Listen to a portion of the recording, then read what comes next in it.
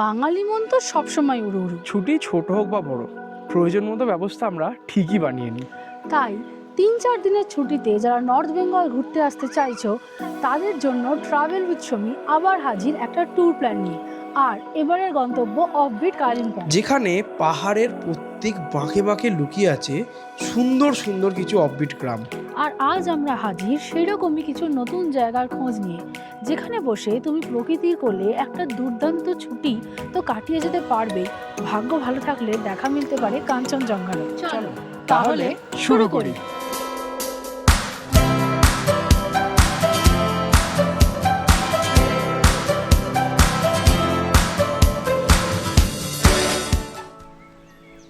প্রথমেই বলি এখানে আসবে কি করে। আজ যে রুটটা নিয়ে আমরা কথা বলবো সেই রুটে যাওয়ার জন্য তোমাকে পৌঁছতে হবে এনজিপি। আর এনজিপি কি করে পৌঁছতে হয় সেটা তোমরা সবাই জানো। বাস, ট্রেন, ফ্লাইট সব রকমেরই ব্যবস্থা আছে। আর আমরা এবারে গেছিলাম গরিব রথে, যেটা কলকাতা থেকে ছাড়ে 9টা 45-এ। আমরা ট্রেন ধরেছিলাম ব্যান্ডেল থেকে 10টা 56-এ, যেটা সকাল 7টা 25 নাগাদ পৌঁছানোর কথা ছিল এনজিপিতে, এবং মোটামুটি টাইমেই পৌঁছেছিল। এছাড়া আরও কিছু ইম্পর্টেন্ট ট্রেনের ডিটেলস স্ক্রিনে দিয়ে দিলাম। এবার বলি আইটিনারিটা সাজাবে কি করে।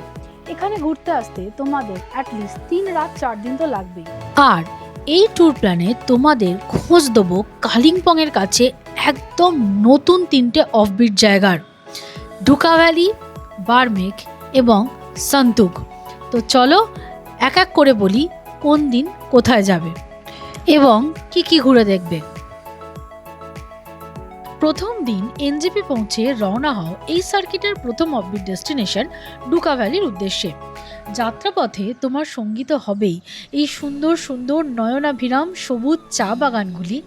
তাছাড়া সাইট সিইং হিসাবে দেখে নিতে পারো চেল রিভার, লাভা মনেস্ট্রি এবং লাভা পাইন ফরেস্ট। কারণ ডুকা ভ্যালি যাওয়ার সময় অধিকাংশ গাড়ি লাভা হয়েই যায়। এছাড়াও পথে পড়বে ডুকা ফলস। এই সব কিছু ঘুরে ডুকা ভ্যালি হোমস্টে পৌঁছতে দুপুর হয়ে যাবে।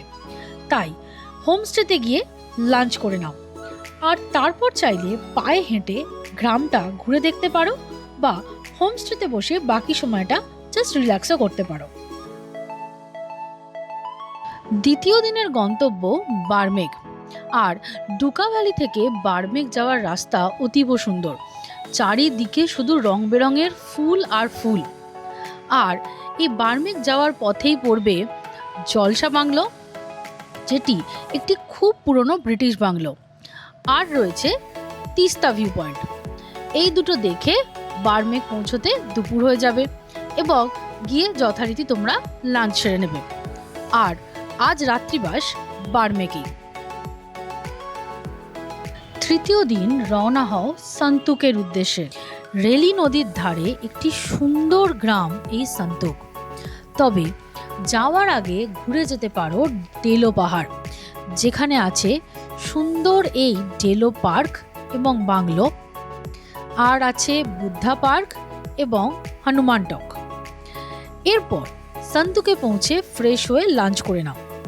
আর বিকেলে উপভোগ করো এরকম সুন্দর একটা সানসেট, রাত্রে বনফায়ার আর এইরকম ফটোশ্যুট তোমার থাকাটাকে আরও উপভোগ্য করবে।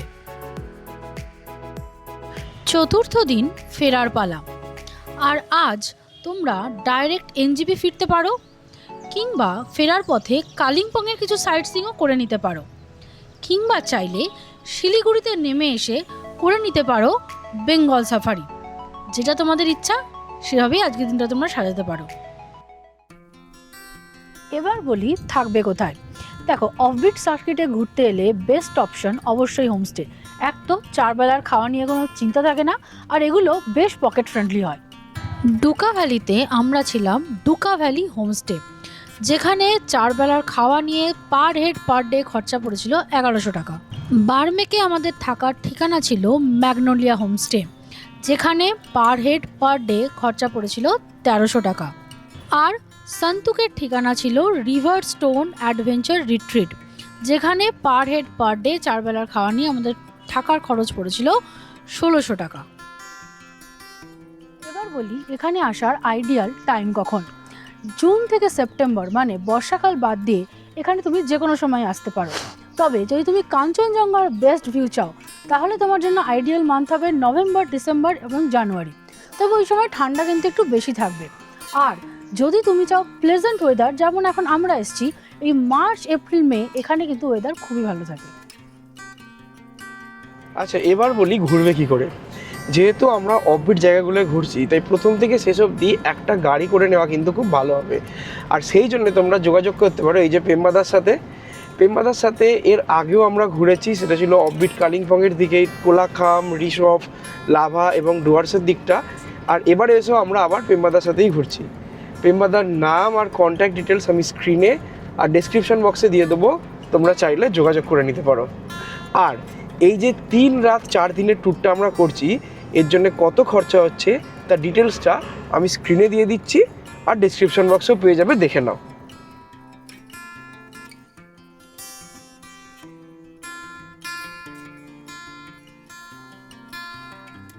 তাহলে ট্যুর প্ল্যানের সমস্ত কিছু শেষ।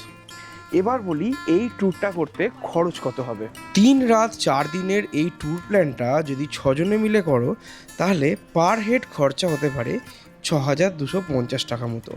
কিভাবে সেটাই এবার বলবো। প্রথমেই বলি ডুকা ভ্যালি হোমস্টের কথা।